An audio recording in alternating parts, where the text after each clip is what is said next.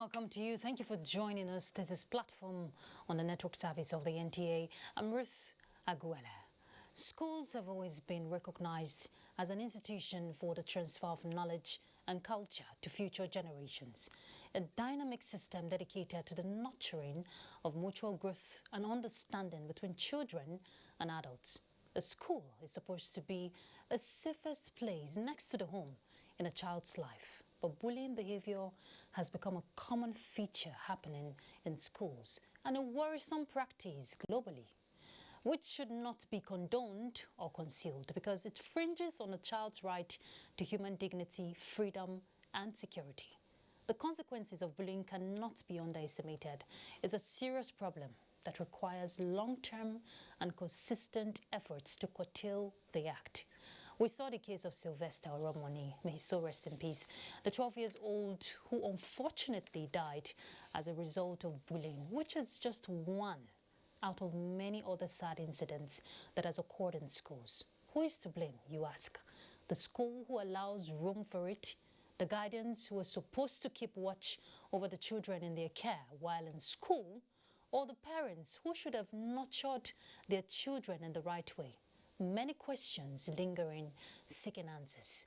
Well, nipping the problem in the bud starts with laying the right foundation.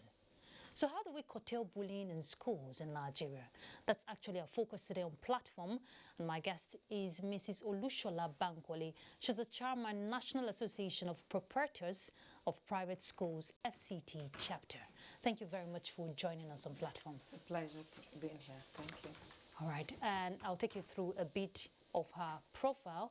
Mrs. Bankwale is a graduate of guidance and counseling from Ado Ekiti University and master's degree from the University of Ibadan in the same discipline. She's a passionate and seasoned educator who serves as the director of Banki's private school situated here in Abuja with national and international exposure to relevant best practices in education. She is a resource speaker at educational functions, empowering 21st century educators and equipping them with ethical educational values. She has mentored and still mentors school leaders, parents, and teachers on the field. She is driven with the belief of raising the bar on education in Nigeria to rank among global players, and such facilitated her serving as a committee member in the Northern Zone of Association of Christian Schools International, ACSI, as well as committee lead in the Curriculum Committee and Advocacy Committee of NAPS, that is National Association of Proprietors of Private School. She's a mom, of course, and she believes that challenging the status quo and pioneering future benchmarks is just the way to go. Thank you once again for joining us. It's a pleasure to be here. As usual, you know we have a panelist join us on Platform, and we have Mr. Chuks Ukwatu. He's a senior editor with Channels Network Afrique. Thank you for joining us. Thanks for having on Platform. Yeah. All right, Mrs. Bankwale, once again, welcome to Platform. We're looking at curtailing bullying in schools, especially in Nigeria. We know it's a global thing, and I'm sure this is something you're very much familiar with. You know, the school is supposed to be the safest place, you know, where a child will go and feel secured and feel safe. But we see the reverse. We see things that are not supposed to be. You know, bullying has become, you know, it's gradually been nurtured in schools. You know, there's this cover-up, there's this negligence of, it's not a serious problem. We saw the case of Sylvester, which is why a lot of people are now coming out to talk, seeking justice and raising their awareness. But that's just one out of many. Where did we get it wrong as a people? Yeah, I was speaking somewhere today and I said the problem is foundational. Yeah. And every one of us, everybody has a blame.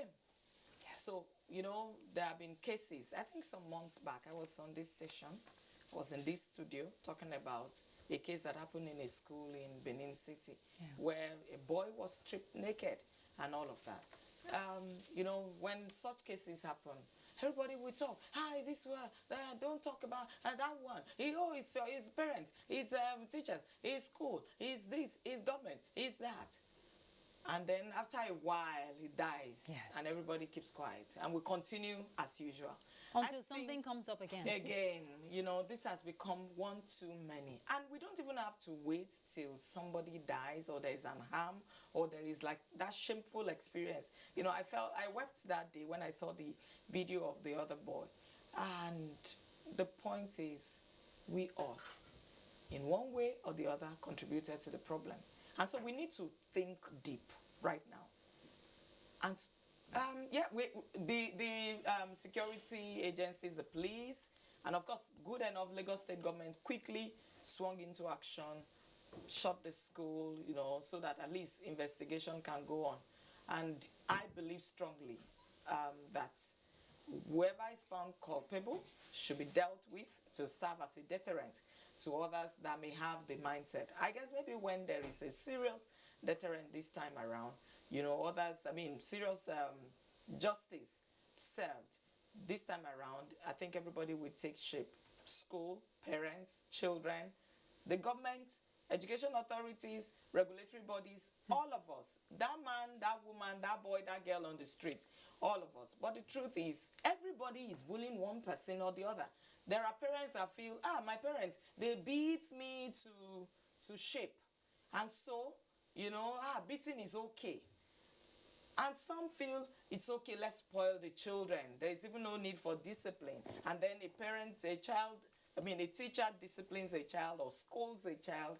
Parents go to school with police or army to go and batter the teacher. So the problem is many. There is also the tendency from, you know, listening to people. You know, we had, I'm a part of Concerned Parents and Educators Network, which is a massive group of people online on Facebook talking about education and how to salvage the situation right now. And, you know, there's that apathy right now. Everybody feels, there's nothing we can do. You know, it happens. Okay, we scold them and then, you know, life continues and all that. But I think each of us should look inward. Think, how have I contributed to this? Is there a child, maybe there is even a neighbor that, you know, I saw going wrong and I did nothing? I feel you don't even have to hit the child. You don't need, telling somebody, I saw you, that was wrong. It's enough in some cases. And, you know, there is that meter God has put into each one of us, conscience. At least it's like the minimum, the barest minimum gauge for good behaviors. What is socially acceptable? The truth is, our value system has depleted. It is no longer, in fact, to a large extent, what is good is seen as bad. What is bad is now seen as good. Sometimes when these issues come up, you see, you have that kind of national reaction, international, national, and all that. You know, people reacting over these things. I'm just wondering the place of that word, charity begins at home. Its place in trying to see how we can cope this particular challenge. You know, definitely, upbringing of children is a responsibility. The first set of people that are responsible for children are the parents. Yeah. You know, and we proprietors too, we need to get to that point where we tell parents, I'm just here to help. It is your responsibility to nurture your child. And that's why we bring them in. You can't say, I've paid school fees, so please just do everything. I joked about it today somewhere that nowadays, even parents expect schools to teach the children to talk, in fact to cry sometimes, to talk, to stand, to crawl, to sit, to run. In fact, we do naming ceremony.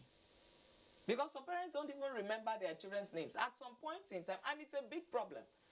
At some point in time, they just realize that, they want to change the name, and they feel that school should help them change. So I tell parents, sorry, I'm not the pastor.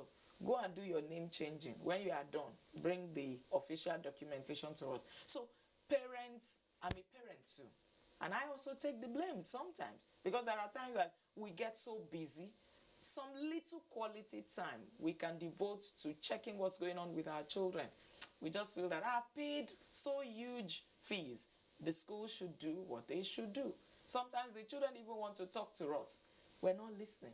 Yes. We are too busy. So parents should parenting, and good enough there are a lot of parenting coaches around town who are doing a good job of telling parents what it is. And there is no, even some parents that already have adults as children, we all need to learn one thing or the other, how to, support our children to develop correctly. Okay, so let's pin it to the main issue, the bullying. Let's look at the act itself.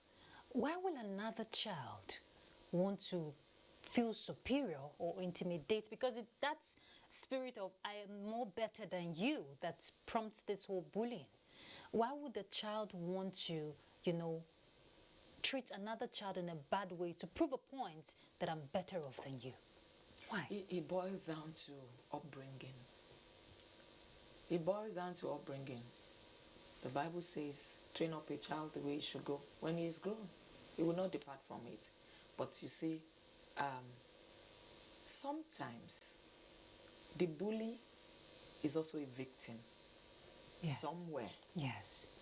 And he's just coming to express a mode of life or a way of responding or reacting to issues. Sometimes that an he saw escape. somewhere.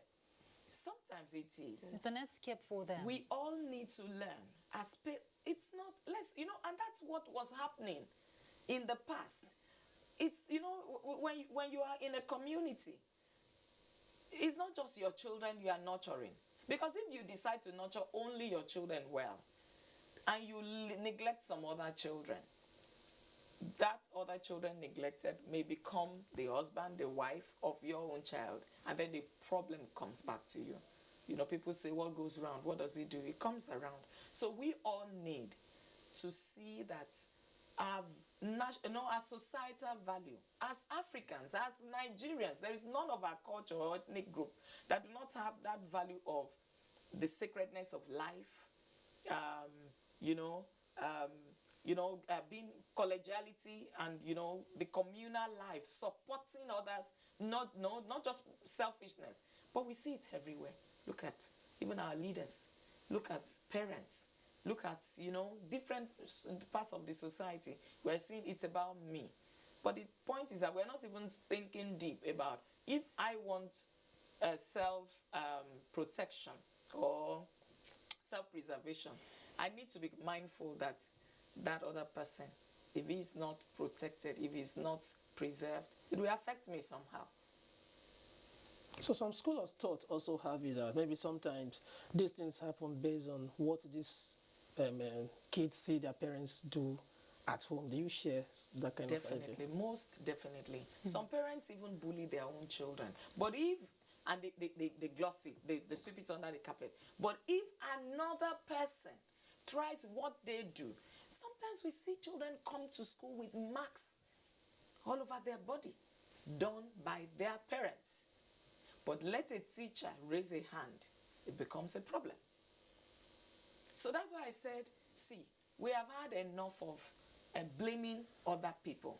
Every one of us, how have I contributed? Like when this case came up, I had done a reorganization. I've had to remind students in my school.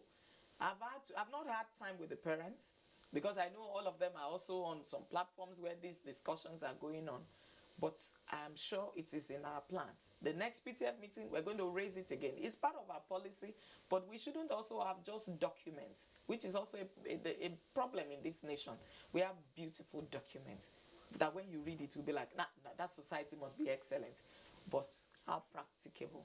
How is it practiced? How is it utilized in the everyday life? Same thing goes to the government. Are we concerned? Those that are in charge of our education business as a nation, how concerned are we about the quality of even the space the children have for learning? A child who is sitting under the sun to learn, may learn. But the truth is, what's the quality of learning? We also need to understand the value of education.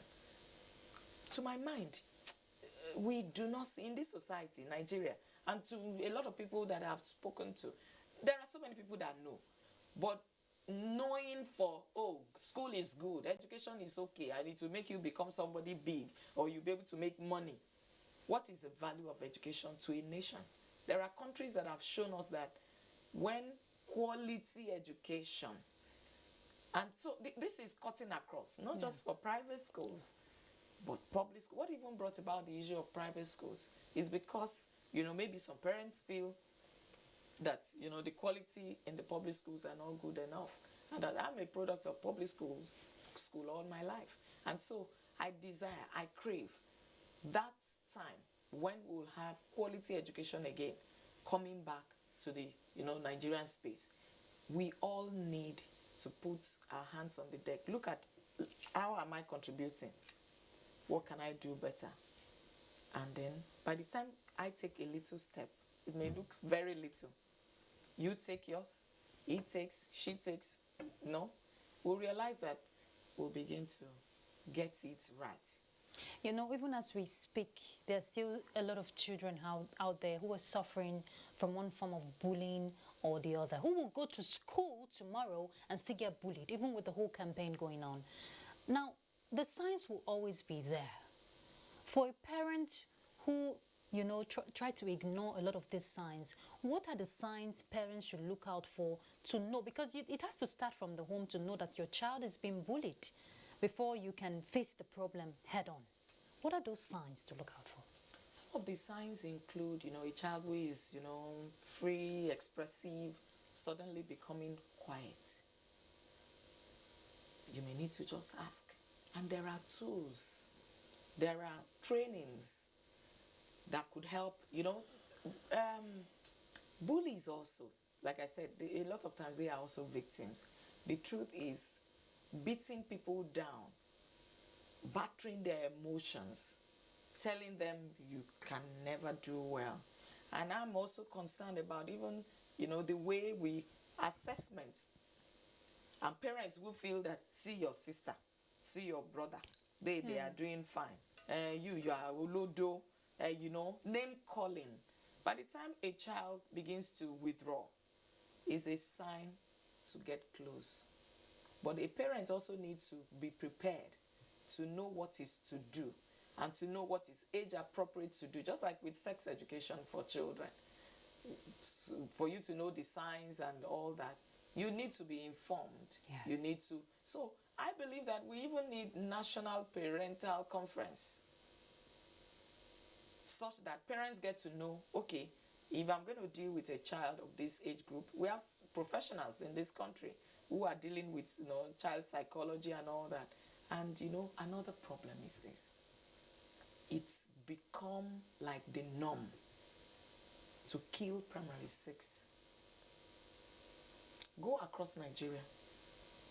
There are hardly any school. People will say it's private school, and I say no. I have a lot of evidences in FCT, for instance, where I am domiciled. You see a lot of public schools helping parents to get whatever they call first school living certificate, which is no longer in existence for primary school, because we are running 6334 system. The first school living certificate right now, for you to say you went to school in Nigeria now, you should have finished GS3. Okay, but what is the relation now with primary 6 and identifying the signs for a parent? Let me tell you what is the relationship. Okay. The relationship includes that we are beginning to send children that are not prepared to secondary school. 8-year-olds, 9-year-olds. We feel when they pass exam, which we don't even check. What is the content of that exam? What sort of assessment was taken? Cheating is like the order of the day in many places. And that child pass exam, scores high. And then the next thing you feel like, you can't do it. Just go to secondary school. Whereas the child is still a child. And so that child gets into in the midst of people that are older than him or her, and begins to feel like, hey, I can't meet up with them. And those ones could also want to use up, hey, yes, you are a baby among us. Okay, go do this, go do that. Yeah. And then it begins to. So when we are beginning to see all those things, there are also signs telling us that there is something wrong with our system, and we need to adjust, we need to correct. When a child is getting unnecessarily quiet, a boy is usually in the room, locked up. And then another sign is it, will I say a sign or a reason why it happens, is that, you know, we're beginning to see a lot. Yes, we're going compliance, social media, ICT, okay, which is not bad, for God's sake. But the point is, from my own research, I realized that children, a lot of young people now are into pornography. A lot. Some of them are now cyber bullied. It's not even physical bullying, no. yes. Somebody is telling them you are not up to it online. Lack of supervision is what, you know, causes that, and the parents are not checking. Okay, so what are you doing online? And then some parents will even go ahead and buy More one gadgets. expensive phone for a young child. What does a child need? Okay, but I think we've dwelled more on maybe parents. I also think teachers also have a lot, like instances where these things happen in dormitories. You know, what is the place of supervision? And that's the problem too. You know, when there are, you know, there is the tendency to feel we have a policy in place. Okay, one day we have told the students, don't bully, don't, you know, talk down on anyone, and we feel that is done. We have beautiful paper, beautiful documents, but this document needs to become alive. We need to do training, retraining. We need to let teachers understand the psychology. It was taught in school. It's part of what the education courses, one of the core education courses we learn in school.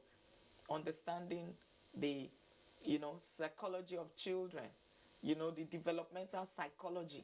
Why a child should be where he should be. Why a child at this age is supposed to be in this class. Why this one will behave in this way. When you are beginning to see, like in nursery section, you see some children wanting to touch another, maybe their private parts. And then, you know, the way you respond, because you don't understand, could also become a problem. And, you know, for instance, there is the anal stage, there is the oral stage of development. If a teacher doesn't understand that, he may also just give it away. Even when we understand, we need constant check, constant reminders. For instance, so many schools have, we have fire extinguishers in our schools. But it's not enough. We need to do fire drills regularly. But how many times? Some of us, we have all the certification, place it on the wall, and all of that. There is need for constant reminders, because people can forget. People, when you are not also checked, the tendency to say, and particularly for children, let's test it. Will it still work? Are they still thinking about it? Oh, they are not thinking about it again, so I can kick this one and then I'll go scot-free. There is need for constant training, retraining, reminders, you know, checking, supervising that what we have put in place is working. And the place of the school should not be ruled out completely, even if parents have a strategic role to play. Let's use the case of the Bowen College as a case study here. We saw the issue of denial play out. You know, what beats my imagination concerning that incident is the fact that where did we get it wrong as a society, where the protecting the rights of a child or the life of a child placed in your care is secondary to protecting your reputation as a school? With all due respect, are we churning out schools that are supposed to be citadel of nurturing children to become better persons in society, or just business ventures, so to say? Interestingly, schools are not, I don't like to use that word business for school, because a school, there is the business aspect of running a school, even for government, because the government needs to think, okay, I'm investing this into school, I'm gaining this, because it's going to affect every aspect of the national life. The point is, parents also need to pay attention to call out schools. I don't believe there is a need to particularly damage a school's name before that is done. And schools should also be willing to guard our, even if it is from the standpoint of our reputation. Your reputation will be damaged if a child in your school did not learn well. And what is learning? Learning has to do with a change in behavior. It's not having high marks.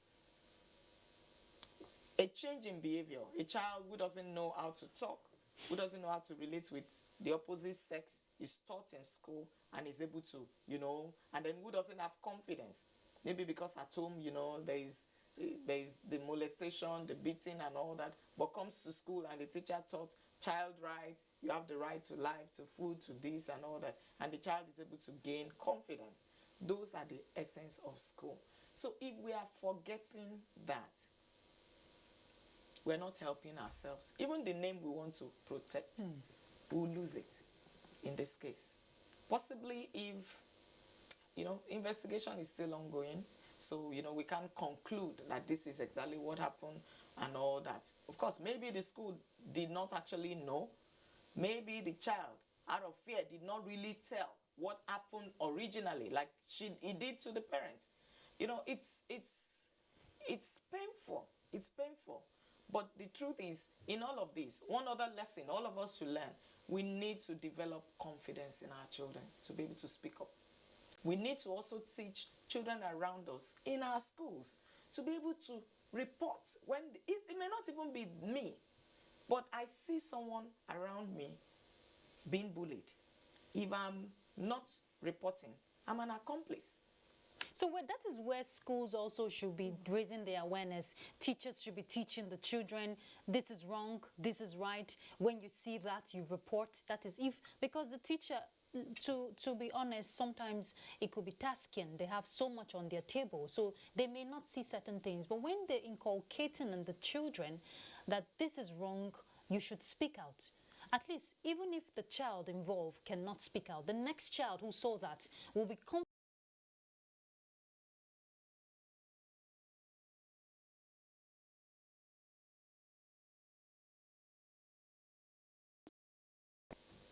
But let us constantly, possibly, I know during the COVID, some of us have to put hand washing time on the timetable, the school timetable, during a particular time. Everybody in this class, you go, wash your hands again to remind yourself. We shouldn't forget that. Reminders, regular, maybe on the timetable, just like we have career day, we have inter-house sports. Maybe we have days when we'll talk about mental health. No bullying. Our school is a no bullying school, and so we reel out all those information, reminders, and give room for children, for students to also be able to express themselves. Some that may not be free to do that, give an opportunity for, like somebody said, whistleblowing opportunity, where they can, without anyone knowing who did that, can quietly drop in a suggestion box. This is happening in so hostel, look into it. I'm just having a thought in me. I just feel, does age factor has anything to do with this challenge? Of course. We are rushing a lot of these children to school. And when someone maybe had been bullied because he was too fragile, couldn't do nothing, you begin to see name calling coming up, the child feeling like, oh God, what did I do? Why am I in this school? By the time they are getting to maybe senior classes or so, they too want to show because they were shown that. And I think going forward, we should scrap that idea of senior having opportunity to send junior students on errand. And that plays out more in boarding schools because they feel that you see senior students sending the younger ones to fetch them water, wash their clothes, clean their... Come on. We should also make sure that the environment we prepare for the children, we are always supervising, but that is such that we not give room for that. Let me cite this very critical example. A lot of schools now have CCTV in our schools, but some of them are what are we doing with it? You come, you see they are there. Are we checking what's going on? Is there somebody who is rewinding? Is it even working? So, I decided to bring that typical example so that we can sincerely solve this problem. And we won't come back maybe in some months, some years to say, oh, something happened again, let us discuss it. We will see that if we can put structures in place. One, the environment in schools should be such that we not give room for maybe, there are places that could be seen as soft spots where some things can happen. Let there be light beamed there. Why did, I do something. I have teachers' desks in classroom in high school. Some people feel like, what's wrong with you? They are no longer in primary school. They are now in high school. And I think somehow it has helped us to deal with a lot of issues. Some teachers see a child. There was a day that a teacher was teaching, and a child was going to slump, was going to collapse. That teacher noted that this child is going down. He quickly carried him. We would have had a case on our hands. People will say, oh, the school is careless, did not do what they should do. We have put so many things in place, but we also need to learn maybe from some other people and see there's a need for a teacher to be around. Just as, you don't have to even attend to their matters. As students, they want to talk, allow them talk. But there are some talks that are also not allowed. You can nip it in the bud. No, this is not allowed here. You can't use this kind of language. You can't use this kind of words. So being able to playing that supervisory role will go a long way. Because that way we won't be able to. And then the environment should be that. We shouldn't have in a school where there are some spots that students can go and no teacher can go there. I still see the school as the school setting, as this kind of business arrangement, in the sense that maybe it's because government is not really doing enough, talking about implementation of certain policies. Is it all about somebody that just has money? You do the necessary registration and you just set up a school. Does it just end there? No, but there are regulations. That's what I wanted to say. Yeah. We have regulators. Well, what are they doing actually? There is a national guideline for establishment of schools. So who is not doing every area of school life is documented there. In fact, up to land space. What size of land should a school have?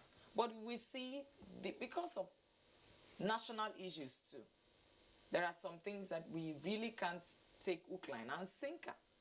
For instance, the guidelines, the previous one says in FCT, a school land should be 10,000 square meters minimum. Where will you get that in FCT? Or in a lot of places? So at the point, we were allowed to use, you see schools in residential places. Because if we don't allow some of those things, there will also be more problems. We are talking about out-of-school children, even though I say a lot of those children are in some private schools, low-cost private schools somewhere. We will have more problems. We'll see children out there that are not going nowhere. The point is, we just need, regulations are there, the documents are there.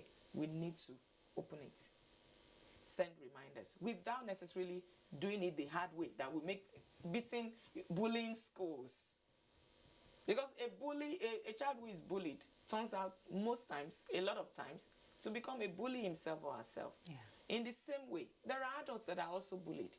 There are schools that are bullied. If the school is bullied, the school may not be able to get the job done, even when they have the sincere intention to do. The point is, apart from Nigeria, there are so many climes where it's not necessarily the person who has the fund that is running the school. But there are basic things. The person who is running the school should have there are minimum qualifications. Even to teach in a basic school, that's nursery, primary, junior secondary school, the minimum in Nigeria now is NCA. For senior secondary school, the minimum is first degree. All those regulations are put there.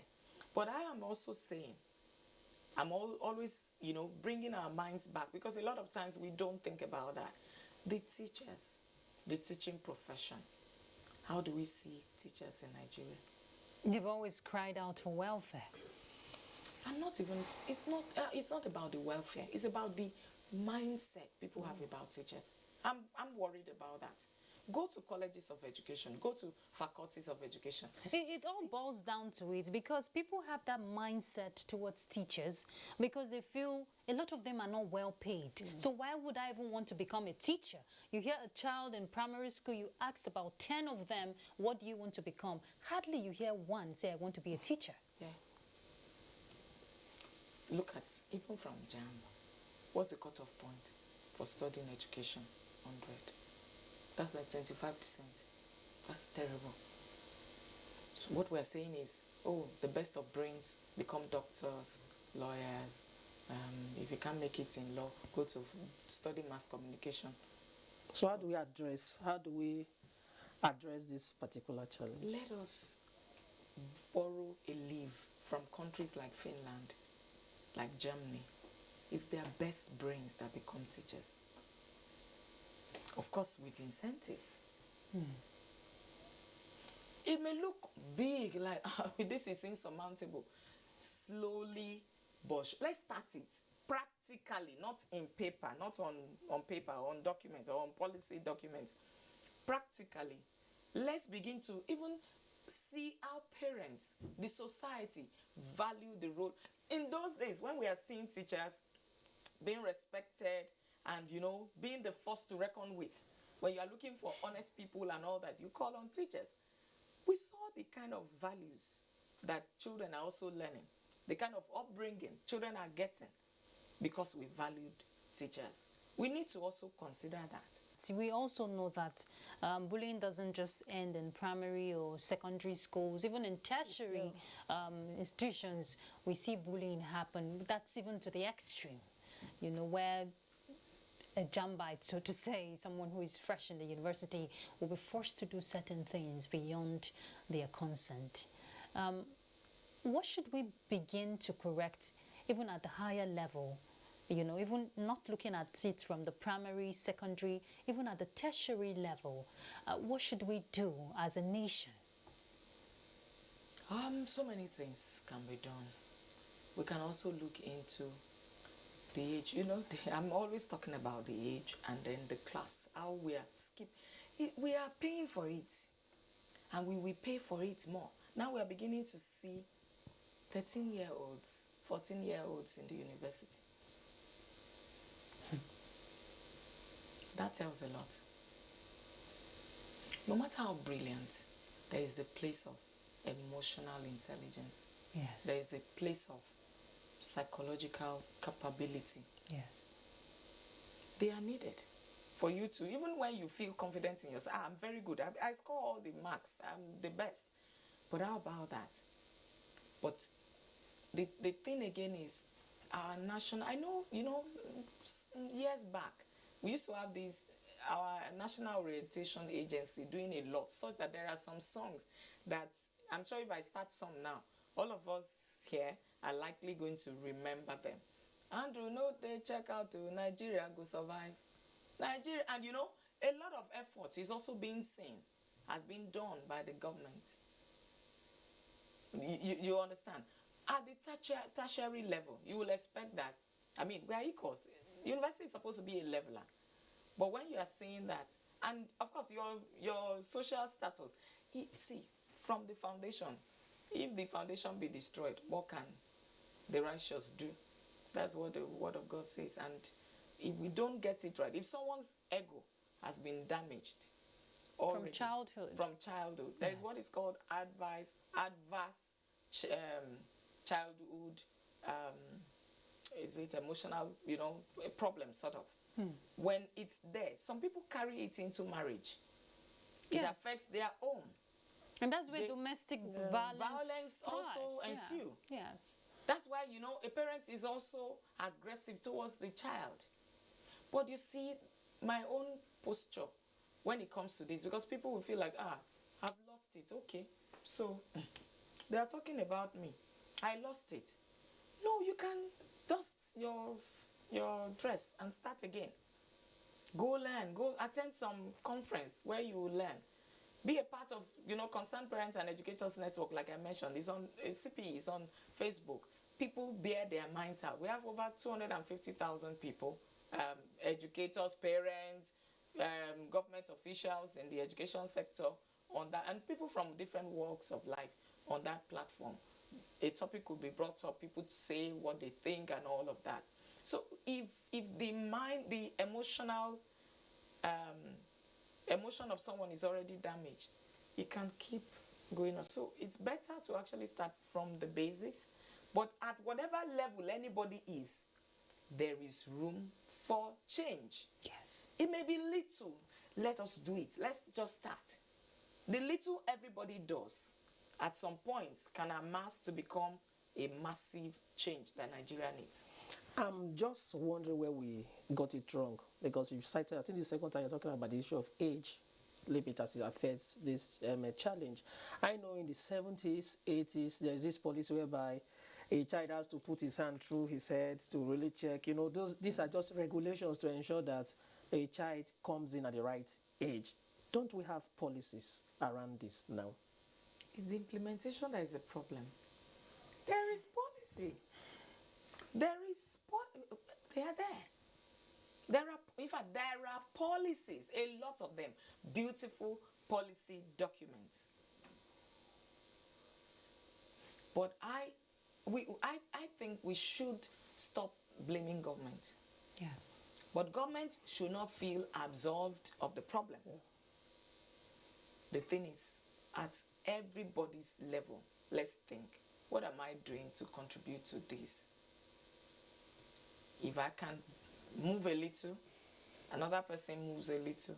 Before we know it, we all have, an holistic whatever. The doctor, what are you doing to contribute to this problem? How did you get your certificate? And then, this idea of certificate-mindedness that is against learning skills in school. There are ways to go about. You see, the point again is that the government, there is a regulation along assessment. There is a regulation about assessment. That's what brought about the continuous assessment.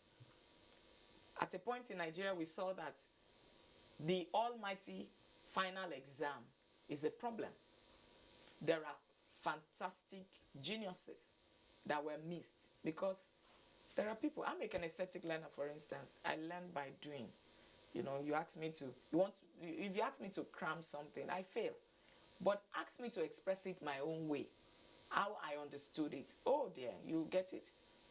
But there are people who are auditory learners, who learn, they may need to turn what they are learning into a song. They may create, like an acronym for them to be able to learn. There are people that are visual learners. They need to see it in a video form, and on the visual format and all that for them to learn. Each understanding that, all these come to play and utilizing it effectively. It's not as if those that are regulators do not know. Possibly they don't have all the personnel. They may also be short-staffed too, because, for instance, there are schools that have complained that they've not been inspected for a long time now. But then when they come for inspection, what do? Do they have the interest of the children, who are the main purpose of school, at heart? To know that, okay, when I visit a school as an inspector, I want to see that, okay, your toilets are clean and you have enough for the number of children because the children are the ones in my mind. I like what you just said. If they have the children in mind when they come for the usual regulation, it's the same thing for the school authorities too. Yeah. Having the children In in mind. Now, a lot of people have advocated for anti-bullying policy. It's what you've talked about, beautiful documents, so to say, not being implemented. Is one thing to have that in place, is another thing for schools to strictly adhere to it, beyond, like what you said earlier, just this moment that we're having a hashtag trending. Beyond now, are we going to be consistent in following those basic rules? These are things that could easily be avoided by talking, by correcting. What are your thoughts? Yeah, as I said, I think yesterday morning, after listening to a lot of, I'm on a lot of platforms, and I'm not quick to respond to things like that. I thought deep, where am I getting it wrong in my own school, in my own space, with my own children? I intend to have a conversation when I get home with one of my daughters on something that I suspected, happened somewhere. Having that soul session, activities will help us. That sincerely, these children, we say they are the leaders of tomorrow. If we don't nurture them well, it will come back to us. Yes. No matter how you thought you are taking care of yourself, whether as teachers, as school owners, as parents, these ones that we are neglecting, they will come back. They may be as our own in-laws, son-in-law, daughter-in-law, neighbor, and all of that. The point is, we as schools, we need to break down this thing. And I am suggesting, that is one thought I have for my school. In fact, yesterday morning, as I got to school, I had to reinforce and ask again at the assembly, the high school assembly, is bullying going on in this school? Because it's a wake-up call. Yeah. I had to ask them, are they aware of what is trending? Oh, everybody, as many of them that I could ask, told me they know what is going on about this Sylvester. And I said, this can't happen here. If you also know, I addressed a class this morning in school because they noticed a boy was doing something wrong in that class, and everybody kept quiet. That's part of it. Yes, that's where it starts. It's not about bullying. Yes. It is the conspiracy of silence. Yes. So I said, see, this is not allowed. You talk. You see, you say. If you don't say, I regard you as part of the problem. Yes. And so I will discipline you alongside that one child that went wrong. And, they felt sorry. So I'm thinking, too, that I would want to add no bullying, reminders about school policies relating to children, maybe on timely basis, on a particular day of the term. Just the way they have career day. That's what I'm saying. Yes, I think that should be in place. I intend to do that because I think, when the atmosphere is provided, the environment is fine, we have the documents and everything.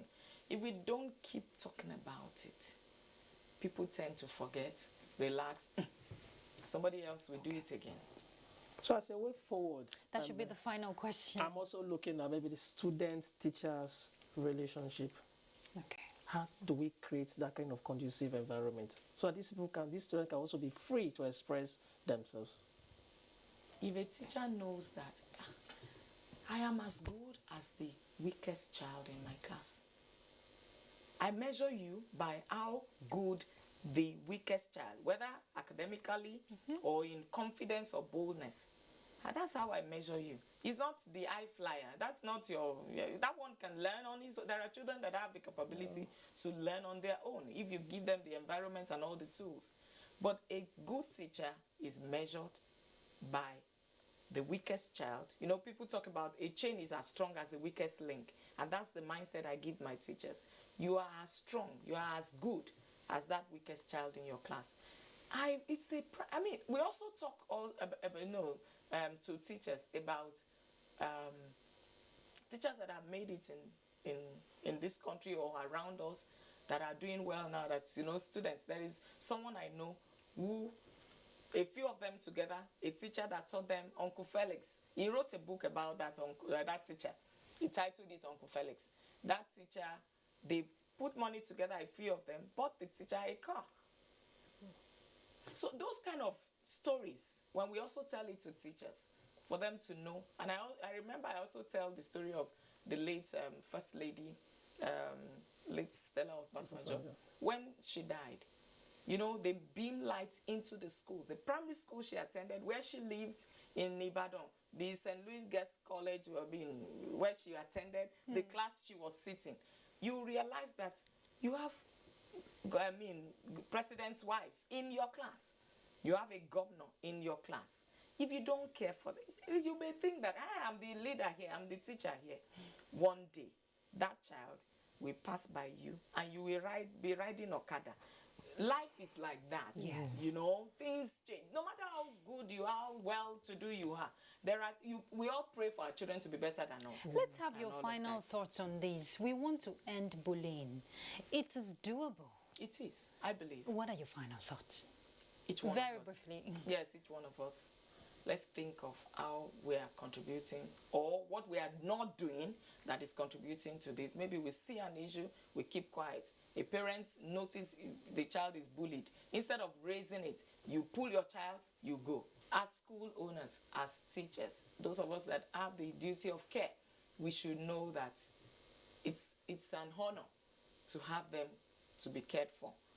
And later we'll pay for it, depending on which side of the divide we are. Whether we did it well, we'll get positively paid, and if we don't, they say teachers' rewards is in heaven, but it could start from here by doing the right thing. Thank you very much, Mrs. Olushola Bankole. Thank you for your time with us on platform, and thank you for educating us and Nigerians to know that we have to just do the right thing. Yeah. All right, Chuks Ukwatu, thank you very much for your time on platform. Thank you so much. Thanks for having me. All right, he's a senior editor at Channel Network Africa, and we've been talking about bullying, curtailing bullying in schools in Nigeria. No child should feel better than the other person. It is a collective responsibility. We all have a role to play. We must raise children who are game changers and not the other way around. And schools should be a conducive place for learning. That's Platform. I'm Ruth Aguele. Bye.